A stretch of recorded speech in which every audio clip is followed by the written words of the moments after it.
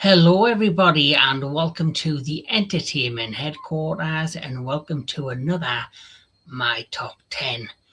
And this My Top 10 is dedicated to My Top 10 horror icons. And what inspired me to do this My Top 10 is the fact that since I started the channel over 2 years ago, there is a segment that I thoroughly enjoy doing with a host of amazing friends and guests and fellow content creators called Into the Darkness. And Into the Darkness is dedicated to all things horror from film and television. And over the years, the last 2 years, should I say, while doing that segment on the channel, I have had many horror discussions on different film franchises, and it's been a lot of fun. It's been a lot of fun. We've had some laughs, we've had some great conversations, and along the way, I have connected with horror franchises and characters that I either knew but didn't really pay attention to, or knew and had only seen one particular film within that franchise and didn't really, follow through with the rest of the series. And so that is why I've decided to do my top 10 horror icons, because this is going to be a list of characters and famous horror icons of a mixture of my childhood, the ones that stood out, that literally scared me to bed when I was a kid, or just really enjoy. And then, of course, there's a few on this list that I didn't really appreciate, I didn't have much knowledge of. And now I have a greater respect for them, and that's why they're now a part of my list. So, with that said, let's start with number 10 on my top 10 horror icons. And at number 10 is one of those characters or franchises that I knew are a classic franchise. I know this character is a classic horror icon and is basically the blueprint to mass murderers within the world of horror, and has inspired many horror franchises, or certainly some characters within the confines of horror. And who am I talking about? I am talking about none other at number 10, Mr. Norman Bates. That's right, Norman Bates from Psycho. So Norman Bates is a fictional character created by American author Robert Bloch as the main protagonist and antagonist in his 1959 horror novel Psycho.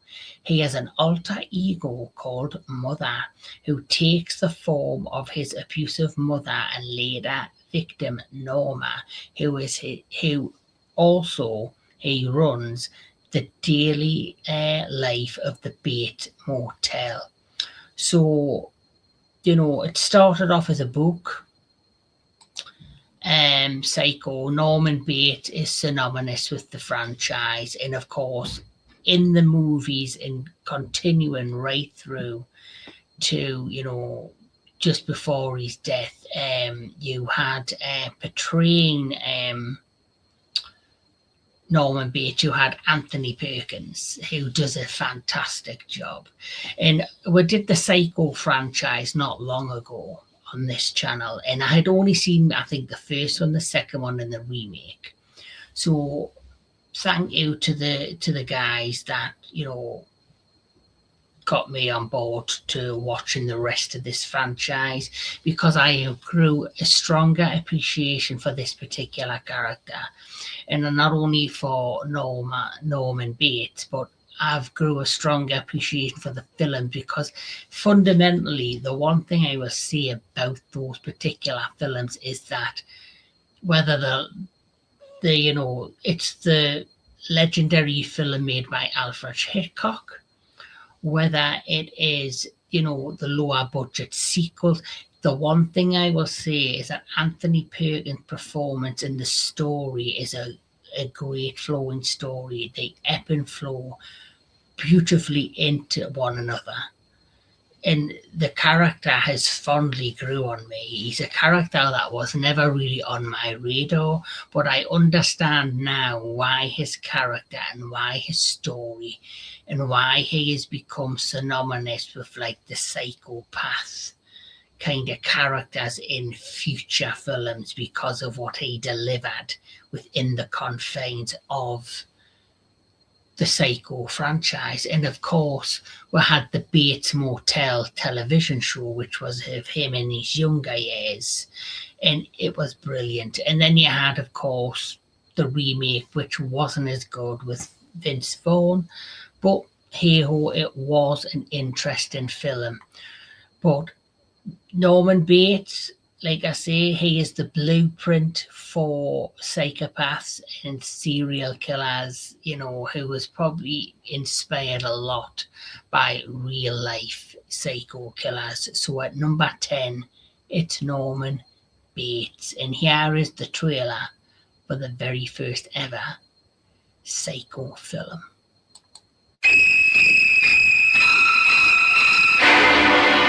Here we have a quiet little motel, when in fact it has now become known as the scene of the crime.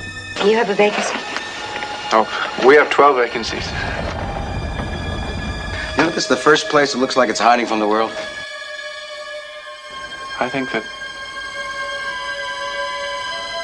we're all in our private traps, clamped in them.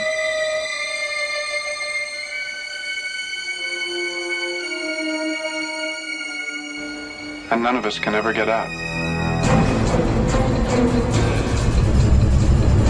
Is anyone at home? Oh, that must be my mother. Is anything wrong?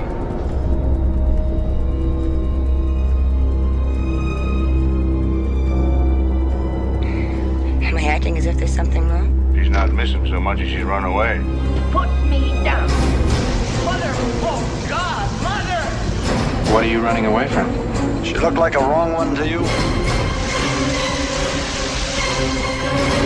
It's not as if she were a maniac.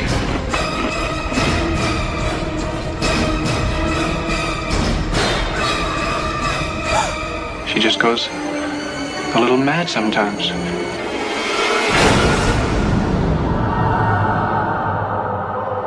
Why, she wouldn't even harm a fly. Brilliant. And as we know, the first Psycho film, it's one of Alfred Hitchcock's best film. That, The Birds, and many, many more. But going to number 9 on my list of my top 10 horror icons, a similar character. But this character is a lot more dangerous and a lot more, in my opinion, smarter and brutal. And we're talking about Hannibal Lecter. Hannibal Lecter, I remember seeing The Silence of the Lambs many, many years ago when I was younger and being petrified of both him and Buffalo Bill. But Dr. Hannibal Lecter is a character created by American novelist Thomas Harris. Lecter is a cannibalistic serial killer and former forensic psychiatrist. After his incarceration, he is consulted by FBI agent Will Graham and Clarice Starling to help them find other serial killers. And just like Norman Bates, Hannibal Lecter is a character that he doesn't look, like these bigger horror characters. The same with Norman Bates. He's not like a character that stands out for having, a gimmick like a horrific knife or a clown suit or scars on the face. He's just a regular man who is psychologically broken. And it's all about the stares, it's all about the calmness within the character and the mannerisms. And just like Anthony Perkins, Anthony Hopkins, his performance in, playing Hannibal Lecter is fantastic. But you also had Brian Cox that did a version of the character. And then, of course, you had the television show, which also was fantastic. Who in the show, I believe he was played by Mads Mikkelsen. I probably said his name wrong. In Hannibal Rising, you had Gaspard Ulliel. I probably butchered the names wrong, but Anthony Hopkins, though, is the go-to for Hannibal Lecter. And there are certain scenes with him where he talks about, the farmer beings and, having these meat. And then, as we know, that iconic scene with Clarice when he goes, everybody knows it. But he is one of the first characters when I was younger that stood out because he didn't look horrific. He didn't look like a creature or a clown or, a man in a white mask with a kitchen knife killing people. You just looked like a regular dude, but calm, cool, collected, but you knew there was something missing behind those eyes. So that is why at number 9, it is, of course, Hannibal Lecter. And Silence of the Lambs is, the iconic film, but the film that I like beyond the first one is 2001's Hannibal.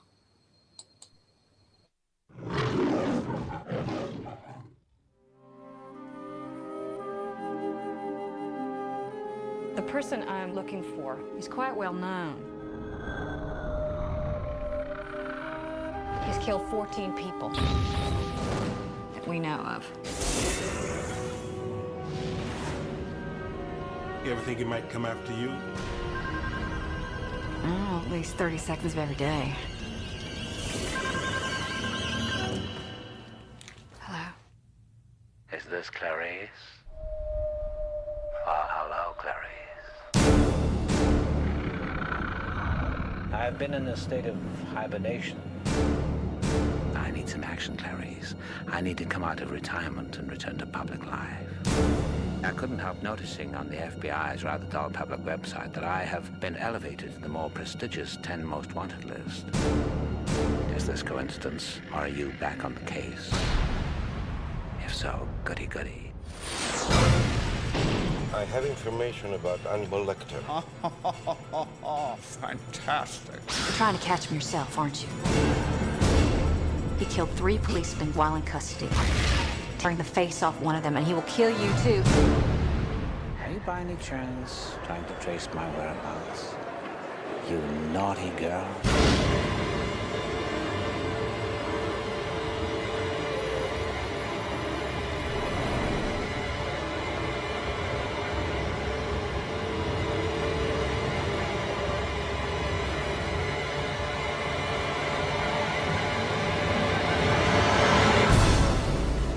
Confess to you, I'm giving very serious thought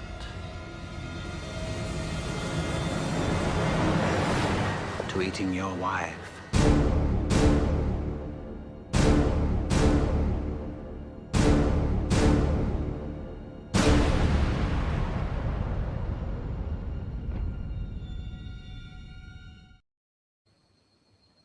Another great film. And like I say, Anthony Hopkins, he just steals the show. So on to number 8 in my top 10. As we all know, as kids, we all have a favourite toy. We all have a favourite teddy bear or a favourite action figure. But it's not very often you hear stories of the action figure coming alive and killing people. And that's what made this character absolutely terrifying to me as a kid. I was terrified. And of course, it's Chucky. So Chucky, originally known as Charles Lee Ray, is the main antagonist of the Child's Play franchise. His first appearance was in Child's Play in 1988 as a vicious serial killer who transfers his soul into a good guy brand doll using voodoo magic.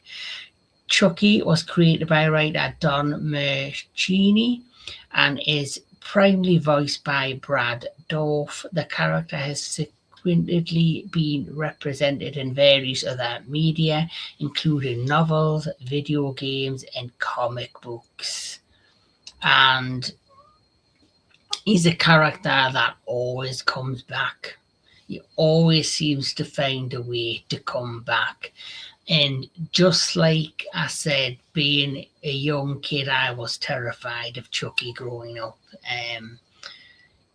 Made me look twice going into a toy shop, going down the teddy aisle with all the stackers of the dolls.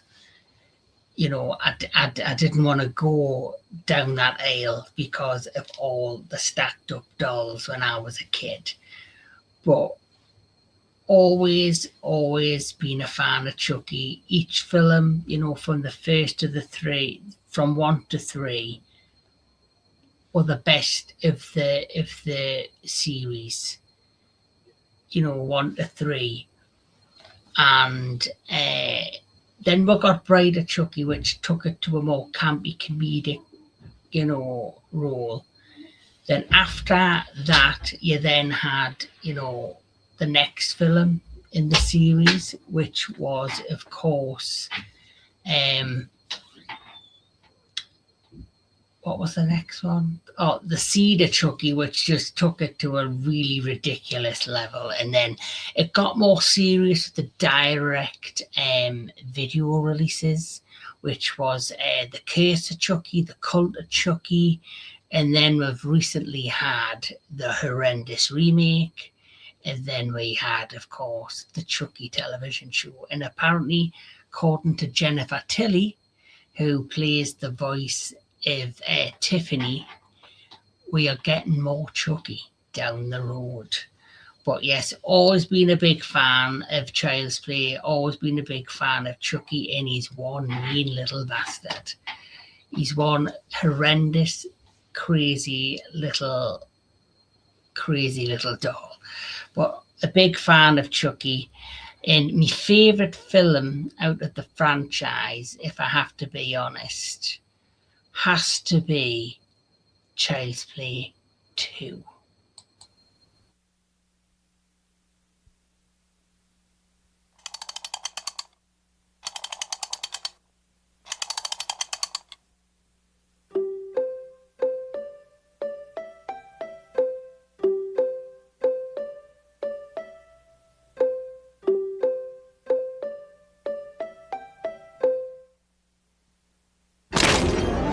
Sorry, Jack. Chucky's back.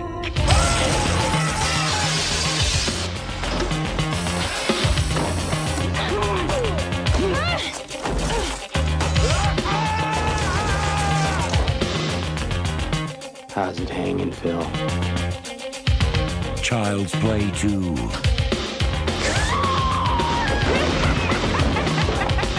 Peekaboo!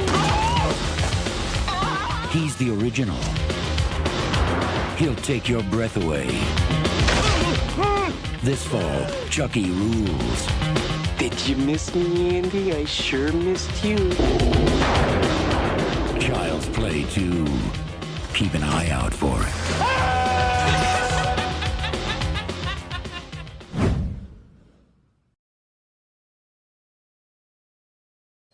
Absolutely mental, that film. Chucky, like I say, iconic horror character, cannot go wrong with him. Always a good time, especially the first 3 movies. The Bride of Chucky, thoroughly enjoy. Brad Dourif, who voices Chucky's iconic. I cannot imagine anybody else doing the role of Chucky. Jennifer Tilly as Tiffany, his bride. fantastic. They work amazingly together. But yes, so that was my number 8. Now we need to go on to number 7. Now, number 7 is a character that, quite frankly, me personally now,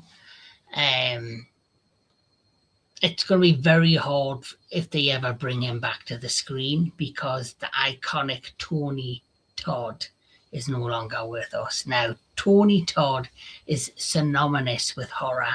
He's been in so many horror movies, but he's, an amazing voice actor, done some amazing voice work. But as we know, when it comes to Tony Todd, the character that he brought to the screen, that he's probably going to be remembered fondly for within the world of horror, is, of course, the Candyman.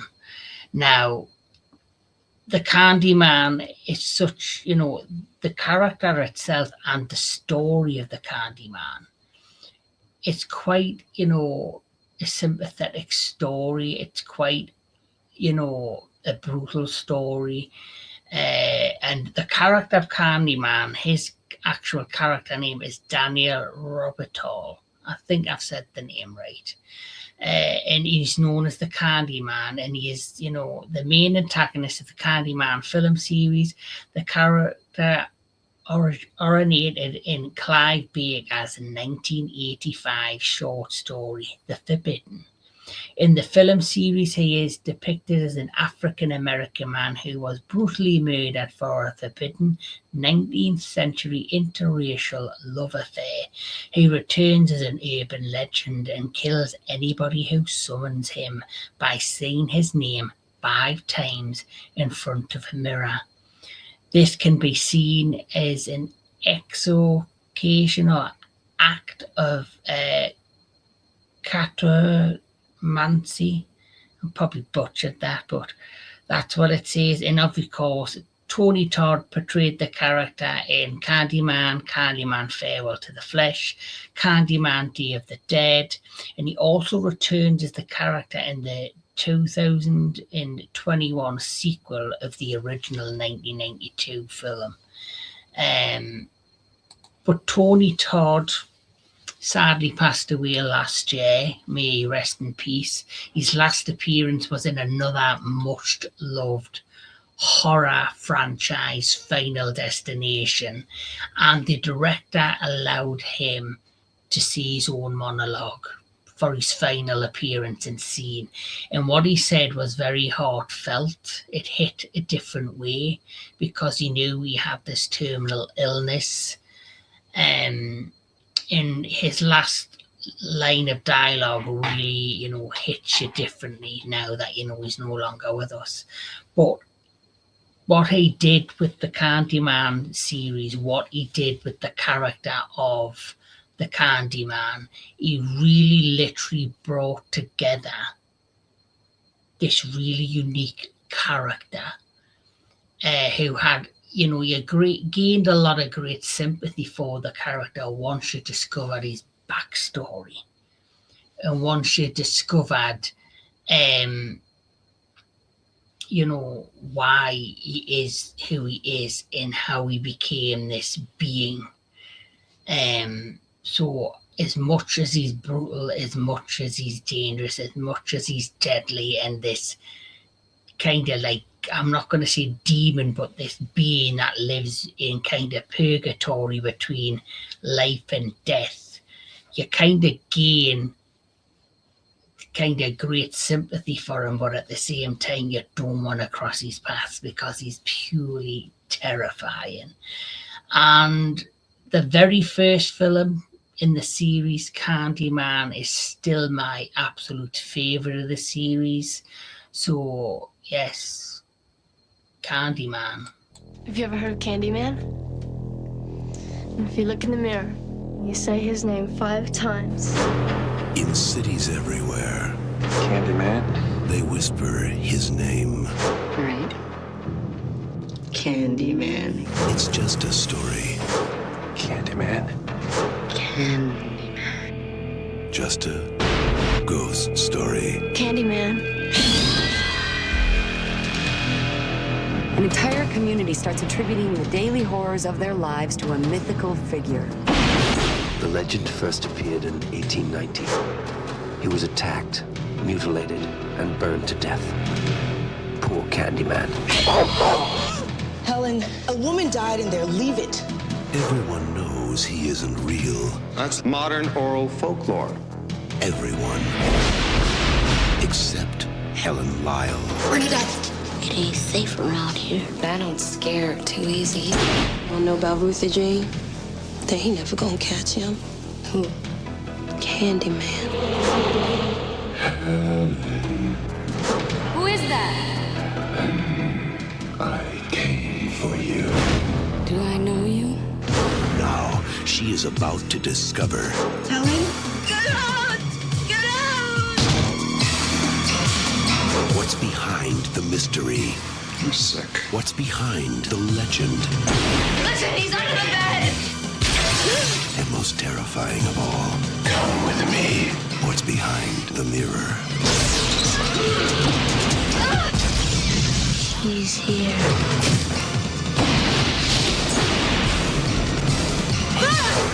Candyman, you don't have to believe. Just beware.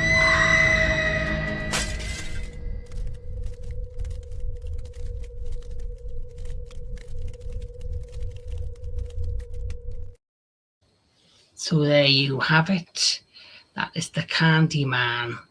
So next on my list, where are we? We went 10, 9, 8. We're down to number 6. And no, Logan, my cat. You are not number 6 on my list. Because number 6 on my list is a character who used to give me nightmares as a kid. Where you don't give me nightmares, Logan. My cat. So at number 6, the character that used to give me nightmares as a kid is Mr. Pinhead. That's right, Pinhead absolutely terrified me as a kid. And the story of how I discovered Pinhead is down to my own stupidity. So I remember as a kid, my parents decided to rent a couple of videos from the local video store. My parents rented the original Hellraiser and they got me and my brother a kiddie film. We went to bed, my parents decided to put the film on. I decided to sneak downstairs, hide behind the settee while they were playing Hellraiser, and it was the worst decision I ever made. So Pinhead, also known as the lead Cenobite of the Hell or the Hell Priest, among other names and titles, is a fictional character and the main antagonist of the Hellraiser franchise. The character first appeared in an unnamed figure in the 1986 Clive Barker novella, The Hellbound Heart. While Clive Barker adapted the novella into the 1987 film Hellraiser, he referred to the character in early drafts as the Priest, but the final film gave no name. Now, when it comes to Pinhead, he has been more or less played by Doug Bradley throughout the majority of this franchise. But you also had Paul T. Taylor, who played the character in 2018. Stephen Smith Collins played him in 2011. And then you have Jamie Clayton, who played the character in the 2022 remake. And as much as I appreciate Jamie Clayton's performance, I thought she did a brilliant job as Pinhead. A lot of people were pissed that they gender swapped Pinhead, but if you actually read the novella, Pinhead is actually meant to be a female. But Clive Barker decided when he made the Hellraiser film that he'd make the character male, and Doug Bradley took that role and made it into his own. And for years and years, he has been the face, the embodiment of Pinhead. And the thing when it comes to Pinhead, his look, his voice, his just sheer presence in what he brings to the role of Pinhead just, brings nightmares. And like I say, I made the worst mistake I possibly could as a kid when I walked down and went into the living room and this was played, because I never slept for days. So that is why he at number 6 is one of my top 10 horror icons. And my favourite film in the franchise is Hellraiser 2, Hellbound.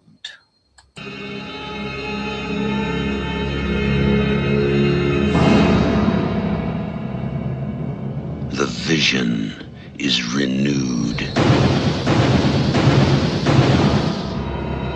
The power is reawakened.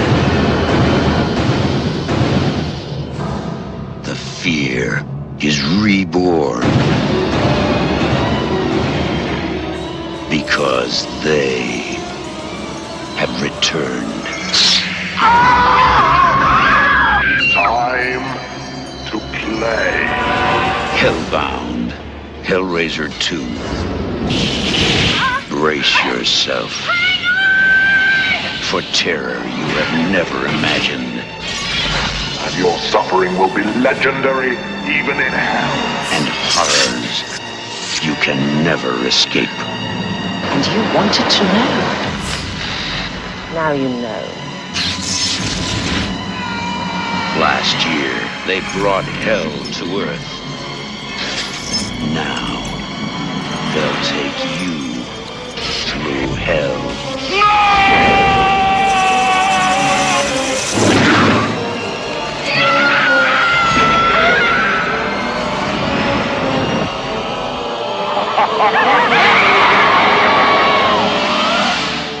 Hellbound, Hellraiser 2. Time to play.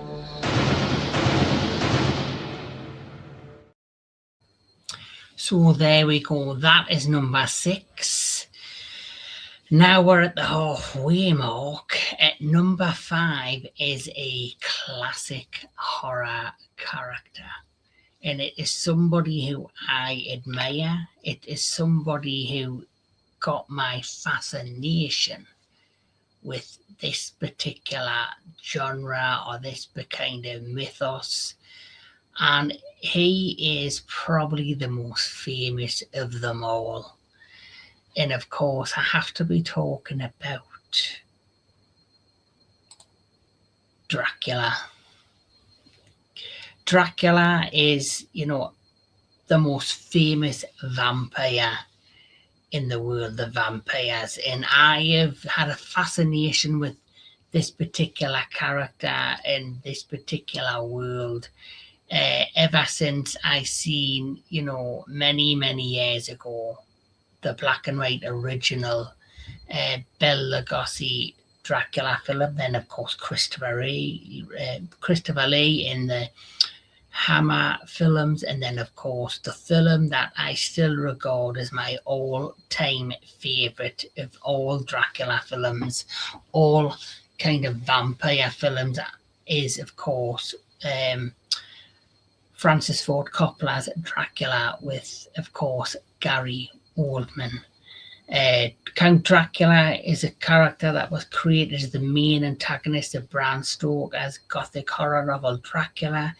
He is considered the prototype and archetype of vampires in subsequent works.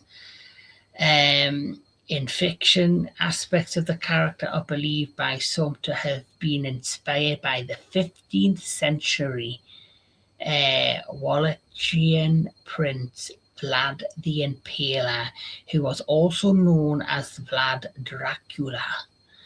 And, I think that's what makes the character of Dracula very fascinating. The fact that he's based on a real life person, or has been inspired by a real life person. And I personally, because I live in the northeast of England, because I live in a town near this, the town of Whitby, which is like an hour away from where I am. Whitby was the place where Bram Stoker wrote the novel Dracula. And I've been there, I've been to the Abbey, where they have a lot of talk of what, the impact of that book, the inspirations of that book. They've got a thing called Dracula's Experience, which is based on the Bram Stoker Dracula film by Francis Ford Coppola. And then, of course, in 2024, I went over to Romania and I spent time at Bran Castle, the castle that is meant to be the inspiration for Dracula's castle. And it was all about talking about Vlad the Impaler, his impact in Romania and his history.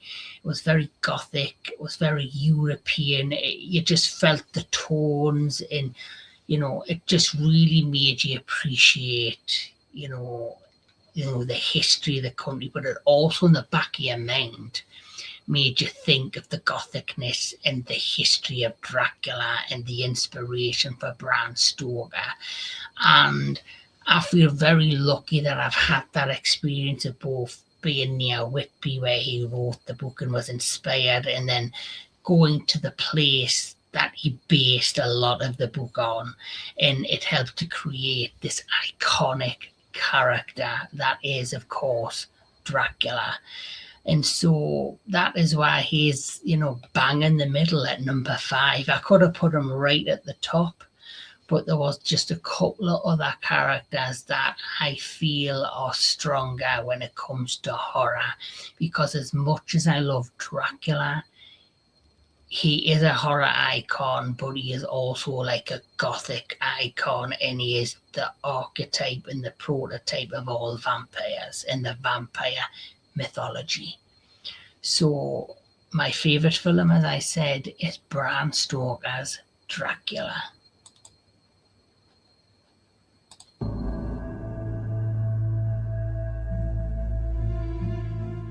Here occurred the frightening and shocking history of Prince Dracula and the woman he loved. I have crossed oceans of time to find you. Ja, Dracula. There's a sinister, darker side to him I find irresistible. I have never met any man with such a passion for life. He is unlike any man. What are you? Vampires do exist. This one we fight, this one we face. He can take on many forms. He is both young and old. He can appear as mist, as vapor, as the fog. And he can vanish at will.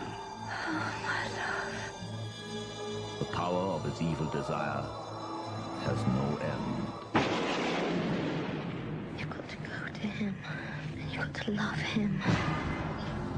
She is a willing recruit, a devoted disciple. She is the devil's concubine. Join me in eternal life. Your salvation is his destruction. I want to be what you are. I want to see what you see. I want to love what you love. Take me away from all this death.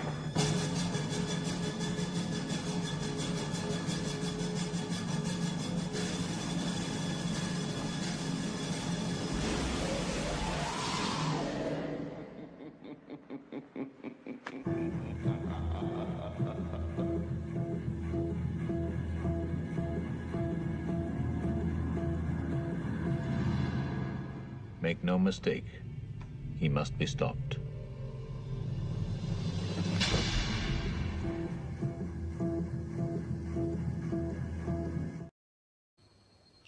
So there you have it. Number 5, we have none other than Dracula, who, like I say, has inspired a number of iconic vampire characters, there being some of them David from Lost Boys, Barlow, of course, from Salem's Lot, obviously Nosferatu, Queen of the Damned, and then, of course, Fright Night. They are some of my other favourite vampires from the world of film.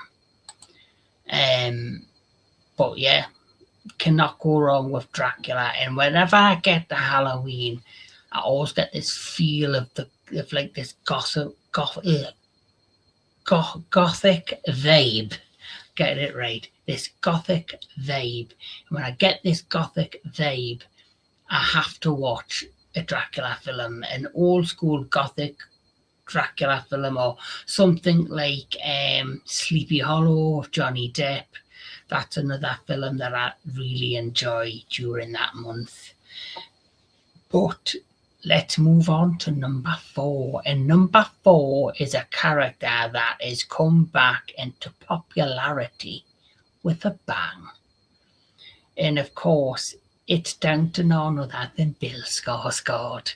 So if you don't know, you must have been living under a rock. But of course, I have to be talking about Mr. Pennywise. So Pennywise is also known as Robert Bob Gray, commonly known as Pennywise the Dancing Clown, and the titular main antagonist of Stephen King's 1986 horror novel, It.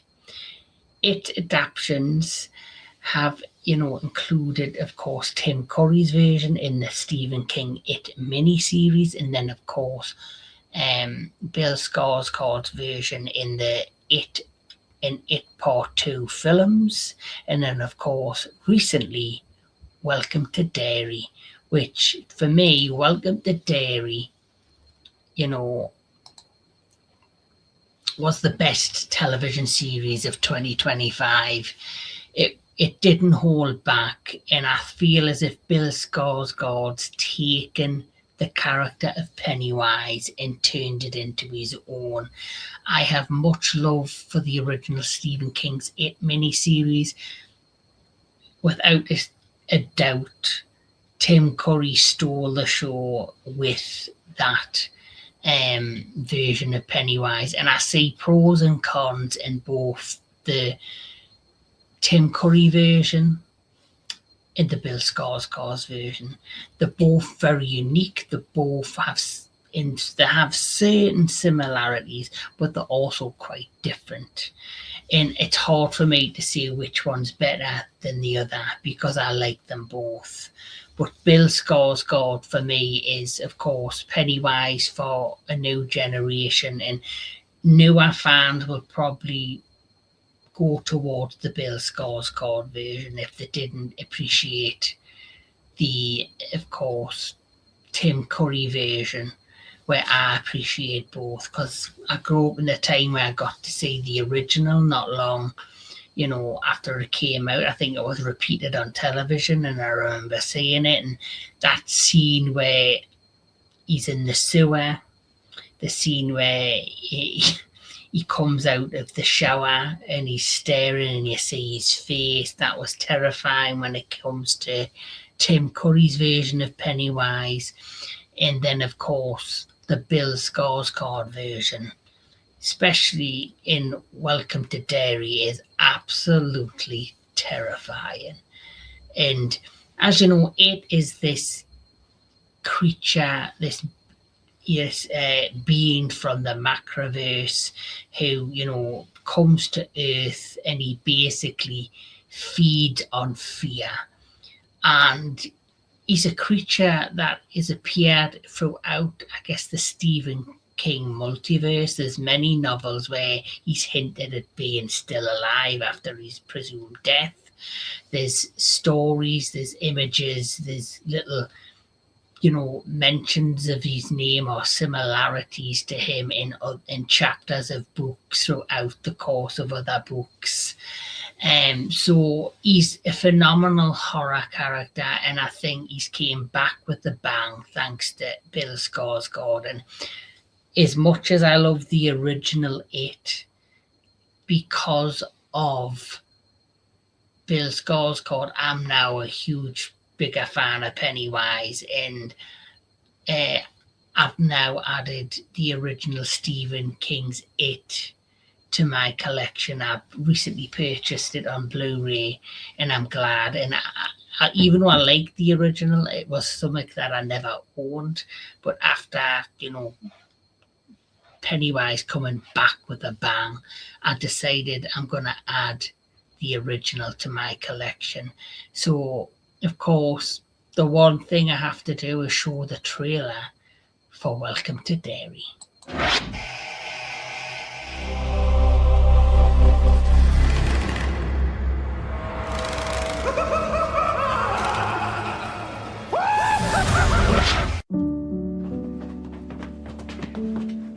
Holy smokes! No way! I love these!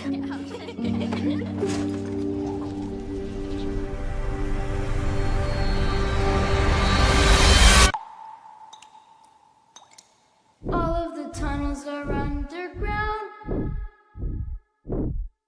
where none of the children will ever be found.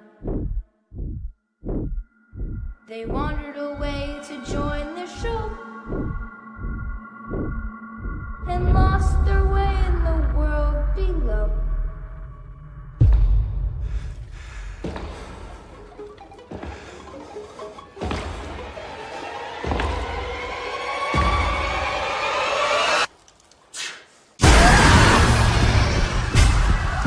Fear. It settles on every living person it touches like a fog. They joined the circus and left their town. Now they live here down with the clown. Down with the clown. Down with the clown. Down with the clown. Down with the clown. Down with the clown.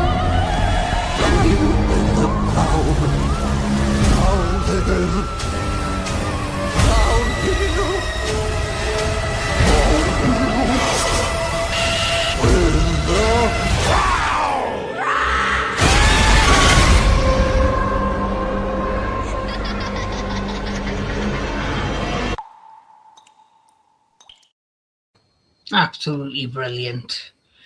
Definitely going to purchase Welcome to Derry when it comes out on physical media, because it's a show you've got to have in your collection if you're a fan of horror. I generally think you're missing out if you don't see Welcome to Derry. So that was number 4. So now we're down to the final 3. So we're talking about the big boys in the world of horror. So at number 3, it has to be Mr. Jason Voorhees. That's right. Jason Voorhees is my number 3 when it comes to horror icons. And Jason Voorhees is a fictional character and the antagonist of the Friday the 13th franchise.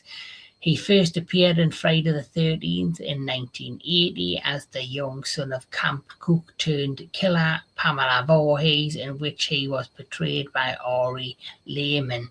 Created by Victor Miller, with contributions by Ron Kurt, Sean S. Cunningham, and Tom Savini.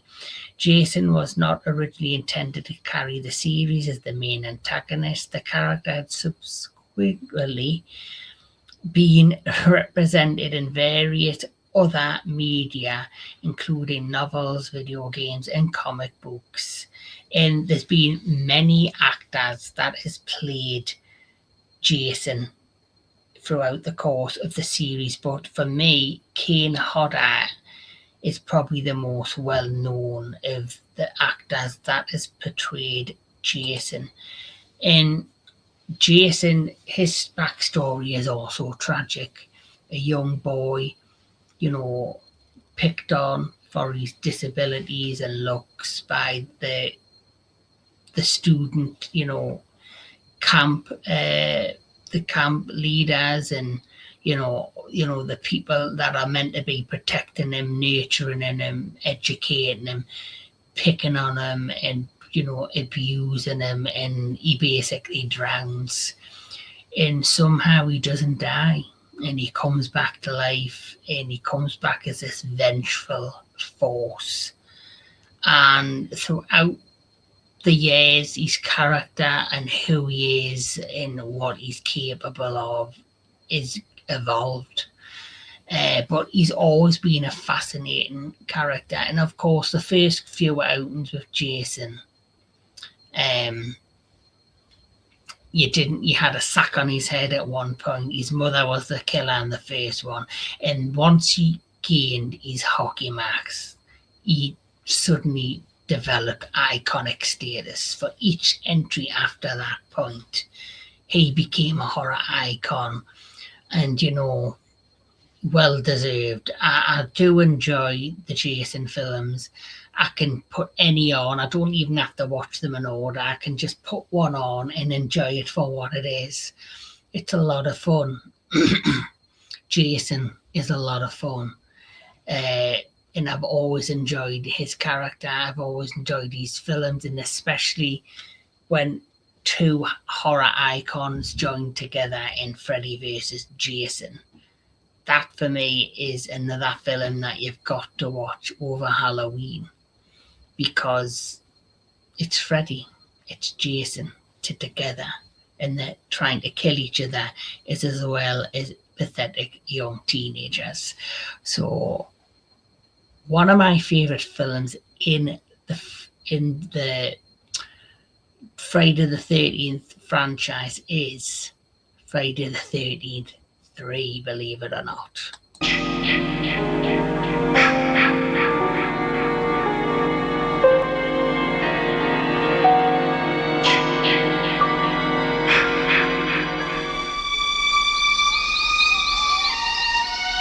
Weekends are a good time to escape to the woods.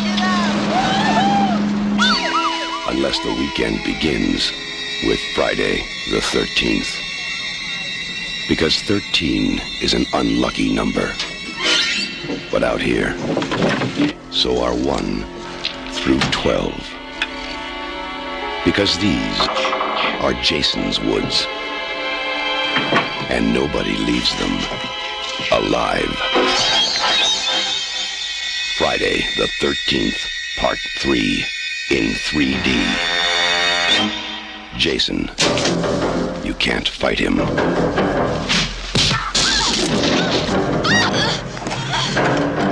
You can't stop him. And now, you can't even keep him on the screen. Friday the 13th, Part 3 in 3D. Now, when it comes to killing in Jason's woods, Jason will come to you. Friday the 13th, Part 3 in 3D. A new dimension in terror. It will scare you.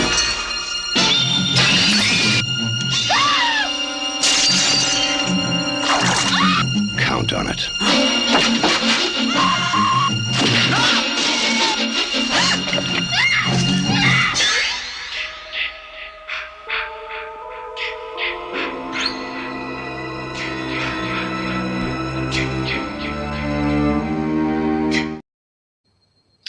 Just in case you didn't know, but Friday the 13th, Part 3 was in 3D.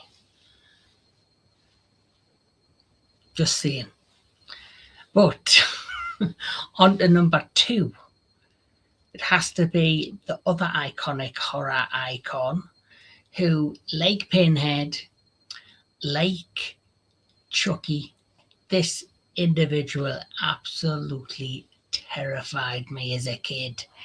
And it has to be other than Freddy Krueger. Now, Freddy Krueger is the demon of our dreams, you know, played amazingly by Robert Englund, who received his star on the Hollywood Walk of Fame.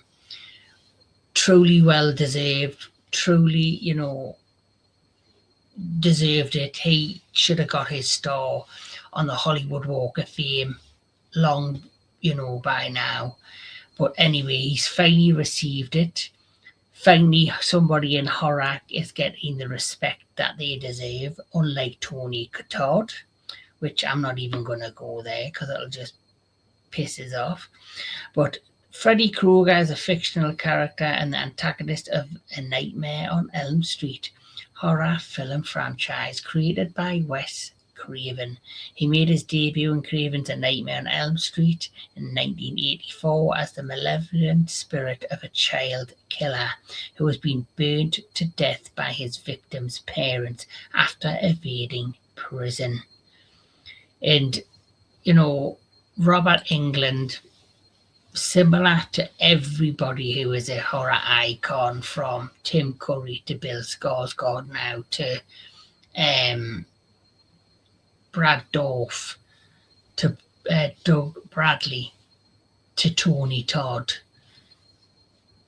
You become a horror icon because of your performance and because of what you give to the role and your impact of what your performance in that role gives.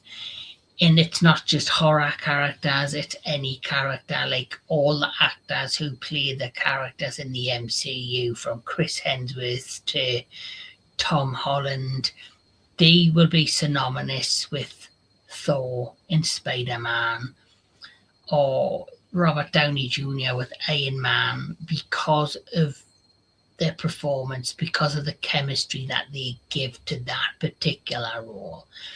And that's exactly what Robert Englund has done with Freddy Krueger. He delivered a performance as this character in both seriousness at times, but also very funny and campy. And, you know, if we look at some of the films now, they are quite campy. But you had New Nightmare, where he delivered the role of Freddy Krueger in a more serious tone, because that's what Wes Craven wanted. He wanted New Nightmare to be a kind of soft reboot where he gave Robert Englund the opportunity to deliver Freddy in a more serious tone, and he delivered. So Robert Englund could do the Freddy we all love, campy but scary, or serious and dark. And he still says he's got one more performance in him as the character. Whether he does or not, who knows? But without a shadow of a doubt, Freddy Krueger is probably, if they had a Mount Rushmore of horror icons, of course, he would either have to be right at the front or the next one along, because he is, in my eyes, one of the best, and forever will be one of the best horror icons. And nothing's gonna change. 1, 2 friends come for you. 3, 4 get locked in the door. 5, 6 grab your loose. Please, God. This is God.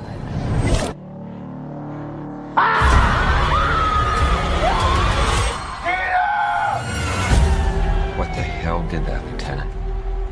I don't know. What's the coroner got to say? He's in the jaw and puking since he saw it. She dreamed this was gonna happen. What? That someone was trying to kill her. But he's burned and he uses these knives. I thought it was just another nightmare. Do you believe in the boogeyman? No. Killer's still loose, you know. He's after us in our dreams.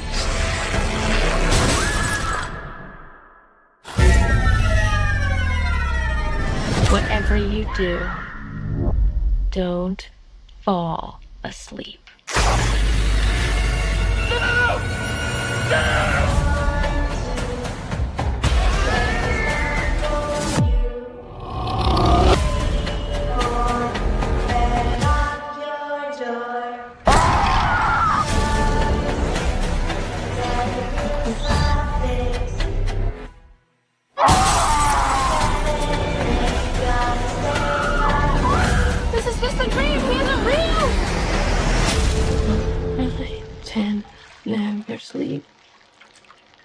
Yeah.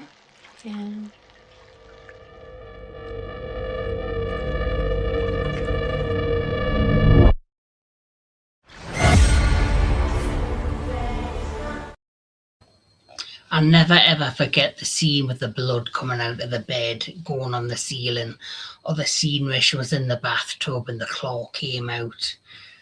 It still gives us the creeps when I see the claw come out the bathroom. Ugh. But, like I say, he's always going to be an icon. He's always going to be there within the world of horror. And he did many sequels. There's been, one reboot that was made, which, to be honest, the writing of the reboot for me is what let that film down. It wasn't the performance. I'll be honest, I thought Jackie Earle Haley, who did that version of Freddy, looked great. He looked creepy and he did a brilliant job. Wasn't Robert Englund, but he did a decent job. But it was just the script and the overall, direction of the movie that for me let that down. But it's time to go to number one. But before I go to number one, I just want to mention something that I haven't mentioned female horror icons on this list as of yet. So that's because as much as there are so many scary female horror icons, there's none that for me stand out enough to make me top 10. And here is a few of those ladies. So we have the Nun, the Bride of Frankenstein, who, like Dracula, is a classic icon. You have Mary Shaw from Deadly Silent. You, of course, have The Exorcist there. Then you have the character from The Ring. So those for me are respectable female horror icons that I want to give a shout out to that deserve to be mentioned, because they've all made an impact in the world of horror. But now let's talk about who is my number one. Well, this is a character like Freddy Krueger, like Jason Voorhees, has always been there. And he doesn't speak. He just delivers what he has to do with basically body language and physicality. He is a deadly killer. He is a silent killer. He is pure evil. He is Michael Myers, which is probably many people's favorite horror icons, including mine, because I love, probably there's good and bad in the Halloween movies, but I pretty much love all of them except Halloween Ends. Halloween's End was a fucking disaster, but the majority of the films, the different timelines, the different kind of, way they do this character is respectable in many, many ways. Michael Myers is a character from the slasher film series Halloween. His first appearance in John Carpenter's 1978 feature film Halloween is a young boy who murders his elder sister, Judith Myers. 15 years later, he returns home to Huddersfield, Illinois, to murder more teenagers in the original Halloween. The adult Michael Myers is often referred to as the Sharp. In the closing credits was portrayed by Nick Castle, and Nick Castle also returned to play the much older Michael Myers in Halloween 2018. Halloween Kills and Halloween Ends. And I've always had a fascination with Michael Myers. There's just something unique and different about him.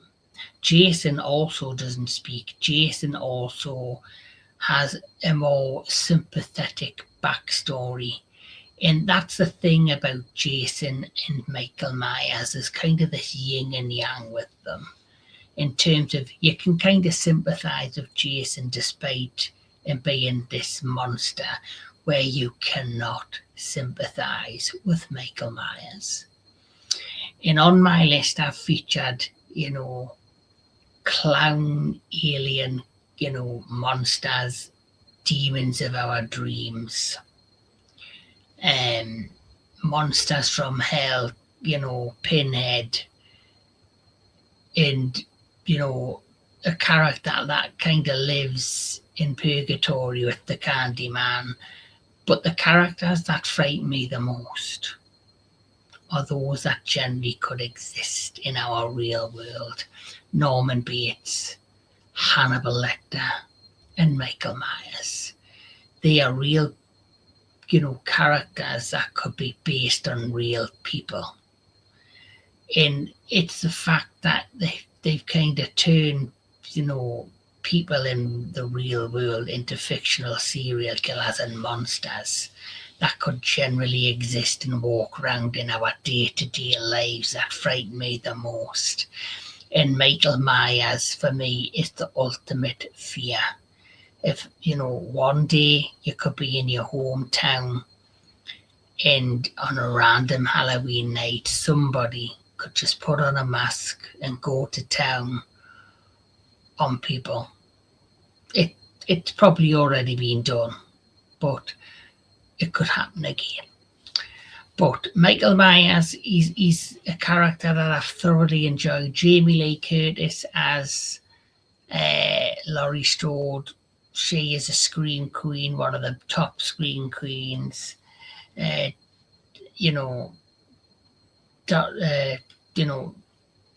Dr. Loomis, iconic character in these films. But I've just always gelled and gravitated towards Halloween is like just a go-to franchise, and Michael Myers has always been kind of my go-to horror icon. And there's talks of another film on the way, which was literally just announced today or yesterday. So let's see where they're going to take Michael next. But the first film will always be iconic. The music, the tone, the feel. It's looking a bit dated, but for me, it's always going to be a classic.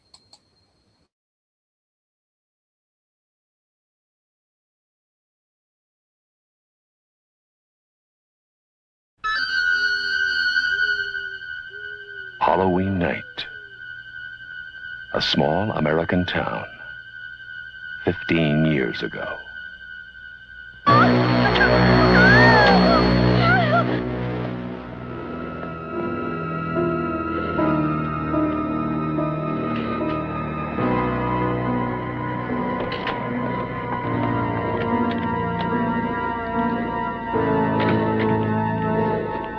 Michael?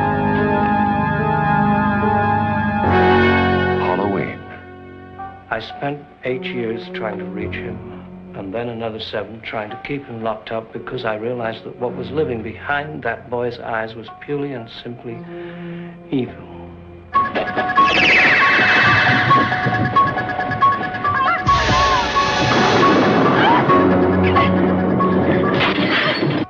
I think he'll come back.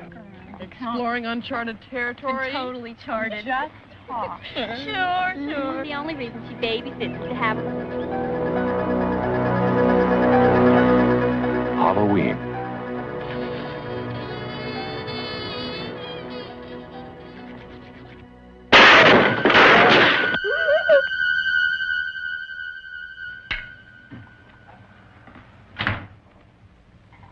Okay, Linda. Come on out.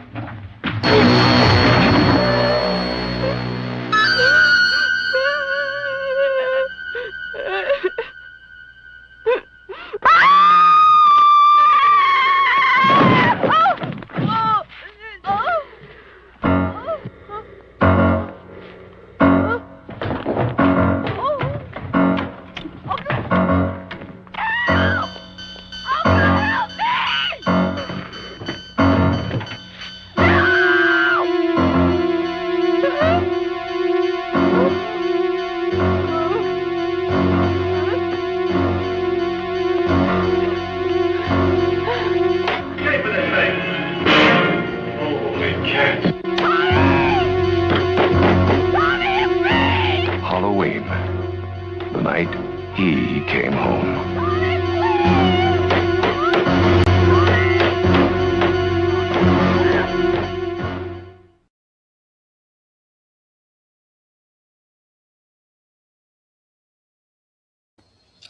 Without Halloween, without Michael Myers, you probably wouldn't have had, you know, Friday the 13th. You probably might not have had Nightmare on Elm Street, and you certainly might not have had Scream, which also introduced us to another character that is considered a horror icon in Ghostface. But I didn't include Ghostface on this list because Ghostface is not just one character, it's multiple characters throughout the course of those films that play the character of Ghostface behind the mask, behind the robe, where Michael Myers is Michael Myers. And Halloween and Michael Myers was the blueprint of the slasher film genre. And that's why, for me, he's the #1 icon. And that's why he's my #1 horror icon. But what is your list of horror icons? In the comments below, let me know your top 10 horror icons. Who are the horror characters that stand out for you? What do they mean to you, and why have they made an impact on you? That's something I'd like to know in the comments below. But this has been my top 10. This has been my top 10 horror icons. Hope you've enjoyed it. Hope you liked my list. These are the characters that influenced me, and characters that I drew a greater respect and appreciation for.